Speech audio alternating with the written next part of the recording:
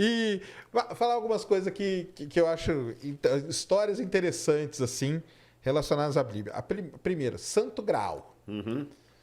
Santo Graal. Você com certeza viu o filme O Código da Vinci, né? Sim, sim. Eu li o livro, na verdade. Leu o livro? Por incrível que pareça, eu não assisti o filme do não? Tom Hanks, eu li o livro. Entendi. Primeiro, o que você achou do livro? Eu tenho uma ideia meio perigosa daquele livro ali. Não, manda aí. Pode mandar? Pode, ó. Me chamou atenção na época que Porque o livro... só um parênteses, muita gente que não conhecia nada pega aquele livro e fala que tudo que está ali foi verdade absoluta, que foi daquele jeito. Eu vou analisar o livro do ponto de vista... Tem muitos anos que eu li. Esse livro tem uns 15 anos que foi Acho que publicado. é por aí, né? Vou tentar recapitular aqui no Google, da memória, a época. Eu vi tanto erro de conceito histórico no livro que a impressão que passa... Esquece a questão religiosa. Eu estou falando assim, uma análise fria. Que foi feito de última hora. Você entendeu? Como se eu olhar um telescópio e falar assim, gente, tá cheio de erro, que tá bambo. Quem montou esse negócio aqui, montou correndo. Porque o livro, ele tem erros muito primários. Por exemplo, ele fala da fundação de Paris, ele dá uma data tão errada, tão estúpida, é como se eu colocasse Galileu Galilei no século X. Então, assim, peraí, ou o Rodrigo fez uma pesquisa muito porca, ou o revisor não percebeu, Galileu Galilei no século X, erros dessa natureza. Ele coloca que a palavra, por exemplo, Mona Lisa, eu lembro que ele explicava lá que Mona Lisa significa minha Isis, que Lisa, Isis, não tem em egípcio, e na época eu estava estudando egípcio, eu estava estudando hieróglifos, ao certo, não tem nada a ver com Lisa, nenhum dicionário de egípcio antigo, nenhum léxico, nenhuma gramática pronunciava Isis como sendo Lisa. De onde que tirou aquilo ali? Ele tinha erros sobre os merovíndios, sobre... mas muitos erros, assim, crassos, que com um pouquinho de estudo em história, eu falei assim, peraí, não, esse cara não pesquisou. Pareceu que foi um livro encomendado e escrito meio às pressas para alguém que sabia preparar uma história bonitinha. Sabe? Ele só tinha aquela ideia de romancista e preparou aquele negócio ali. Aí eu falei, por que isso? E muitos erros. Aí eu comecei a bater em cima dos erros da época, as forçações de barra, né? Que as V interpretações, aqui, isso aí. Porque muita gente, a partir dali, começou a falar que aquilo lá era... Só para o pessoal entender, galera, aquilo lá é uma ficção, tá? É uma ficção e o cara, na verdade, o que ele fez foi isso aí. Ele foi pegando coisas e... E uma ficção mal escrita. O problema é que... Porque, por exemplo, o Nome da Rosa, do Humberto Eco, também é uma ficção. Mas você vê que foi pesquisado. Ah, sim. O cara ambientou bem a história na Europa medieval, colocou um Sherlock Holmes lá na época do... Então, quer dizer, foi pesquisado. O Xangô de Baker Street, do falecido Jô Soares. Humberto Eco também faleceu. Também foi muito bem escrito. Você vê que o Jô Soares era um intelectual, preparou. O Código da Vinci não tem essa qualidade literária. Esse que é o ponto. Foi muito mal feito. Aí, é curioso que nos Estados Unidos, quem publicou o livro foi nossa, só que eu falei agora, fugiu o nome da editora, que era a principal editora para publicar livros católicos. Caramba! Tá na Doubleday, de Nova York. Doubleday. Aí eu fiquei assim, peraí. Por que uma editora que tem como principal cliente a Igreja Católica vai publicar um livro contra? Contra, isso aí. Aí, conversando com um professor de história na Europa, ele me falou uma coisa interessante, que me botou não posso afirmar. Esse livro surgiu na época que estavam tendo muitas acusações à Igreja de escândalos envolvendo padres e crianças. Certo. Então, alguém teria encomendado esse livro para fazer uma cortina de fumaça. Entendi. Todo mundo agora, o escândalo passar, você cria outro escândalo. Todo mundo que é crente vai ficar revoltado com o filme, o livro. Vai produzir resposta, e ao produzir resposta sobre isso aqui, eu esqueço aquilo lá. Eu achei interessante essa hipótese. Não posso afirmá-la para longe de qualquer questionamento, mas ela faz todo sentido. Mas, tá, beleza. Aí você perguntou do Santo Grau, não Santo Grau, porque eu falou do Santo Grau, eu lembrei do Código da Vinci, desculpa, porque eles vão atrás acabei do Santo Grau. aqui, perdão. Não, mas tá beleza. O Santo Grau, para quem não sabe... E aí da parte mesmo arqueológica e tudo do Santo Grau. Existe, não existe, como que é? Não, puro mito. A Bíblia não fala nada, o que a Bíblia fala, Jesus fala assim, esse é o meu corpo, tomai dele e aqui está o cálice. A palavra cálice até é uma palavra ruim de a gente traduzir, porque cálice a gente pensa naquele formato medieval, daquele copo Sim. que parece até Claro. com o copo que o padre usa na missa para celebrar. Não era esse tipo de copo que os judeus usavam. Lá no Museu de Arqueologia do NASP, que a gente está preparando lá, que eu já te falei que você vai ser convidado lá depois da vou lá, inauguração, claro. lá eu tenho copos da época de Cristo. Copos romanos e judaicos. E os copos eram uma coisa mais... assim, bem rústicos, eram rústicos. Imagina, devia ser um negócio que é feito de barro, meio um buraco exatamente, e pronto, né? E alguns mais sofisticados feitos de pedra, de limestone, calcário, por causa da purificação dos judeus. Mas não tinha nada, você entendeu? Era um copo normal que os judeus usavam ali, não teve nada de especial, a não ser a simbolização que Jesus colocou em cima do rito. Depois, na Idade Média, na época dos Cavaleiros Templários, que começou a ideia da busca do Santo Graal. Isso aí. E vários mitos começaram a surgir da busca do Santo Graal, onde é que está o Santo Graal, o Santo Graal, o Santo Graal. Mas nada disso está na Bíblia. Aliás, uma coisa até que a gente pega, o que seria bíblico e o que não seria bíblico, é a distância do mito em relação ao texto bíblico. Entendi. E tem muitos mitos. Agora que vem uma coisa muito interessante de se admitir aqui. Você falou assim, olha, eu sou ateu, não entendo nada de Bíblia.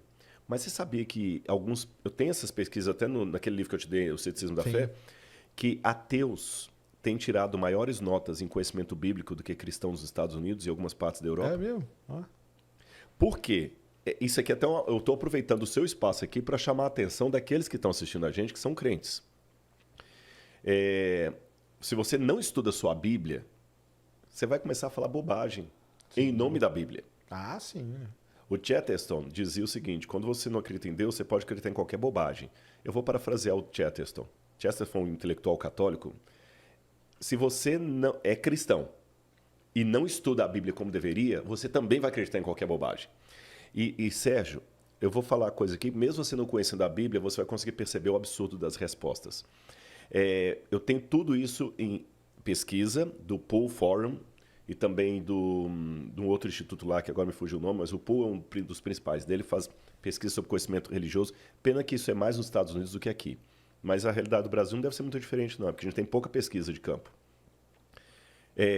Mais de 50% dos entrevistados acreditavam que a expressão Deus ajuda quem cedo madruga está na Bíblia, e não está. Há pessoas que pensam que Sodoma e Gomorra era um casal.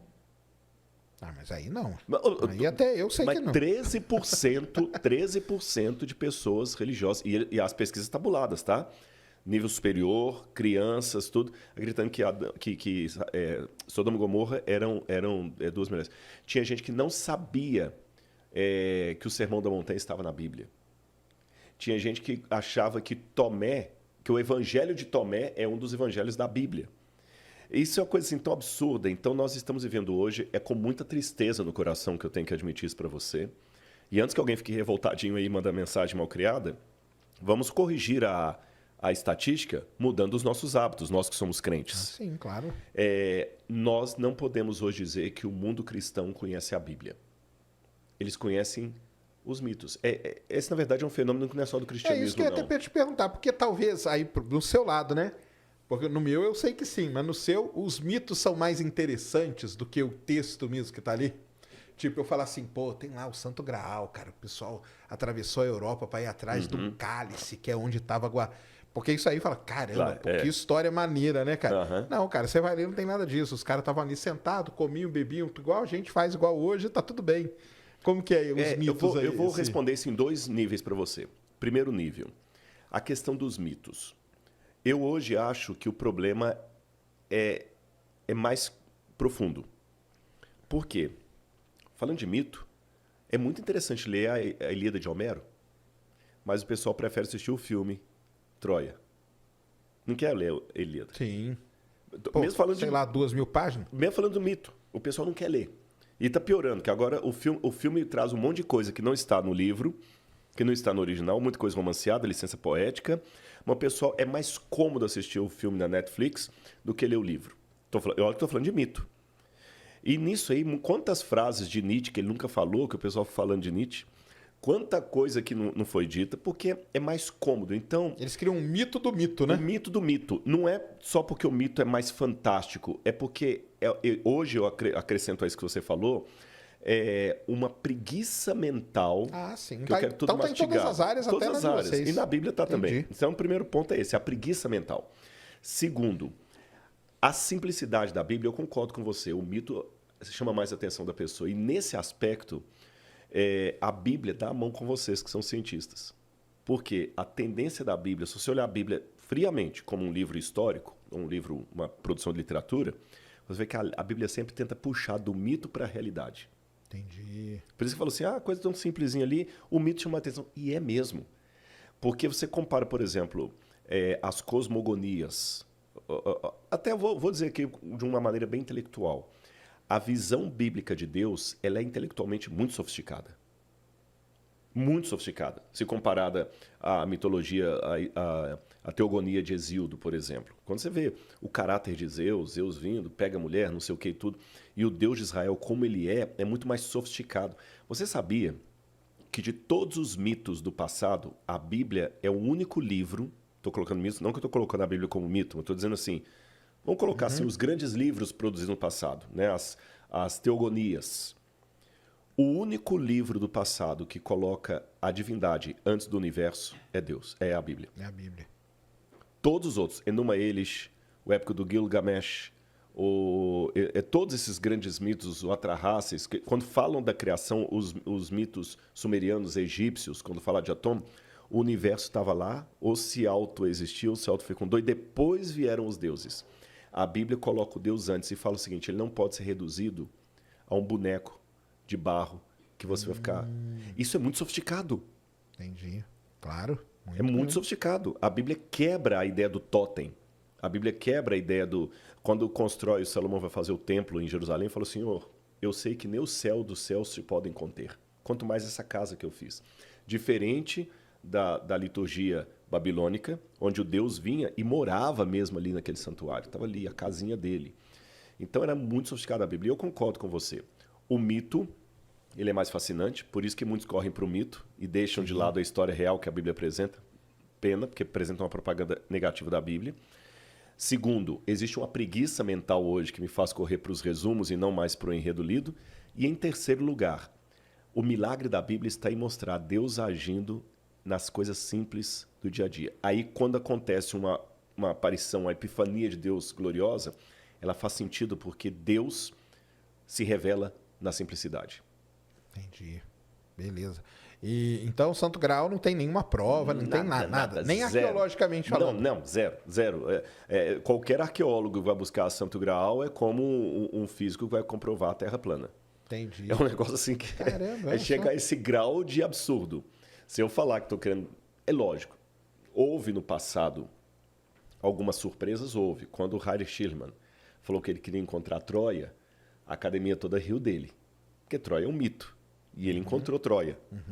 Mas o Santo Graal, eu acho que é um absurdo muito grande. Não fazia parte da cultura Entendi. judaica antiga. E se, estou trabalhando com a conjunção aqui, se houver um Santo Graal que foi preservado e amanhã encontrem, eu sei lá, o Rodrigo falou que não. Se, pode ter certeza, não vai ser nada de um cálice de ouro que tem poderes mágicos, vai ser um copinho Entendi. besta.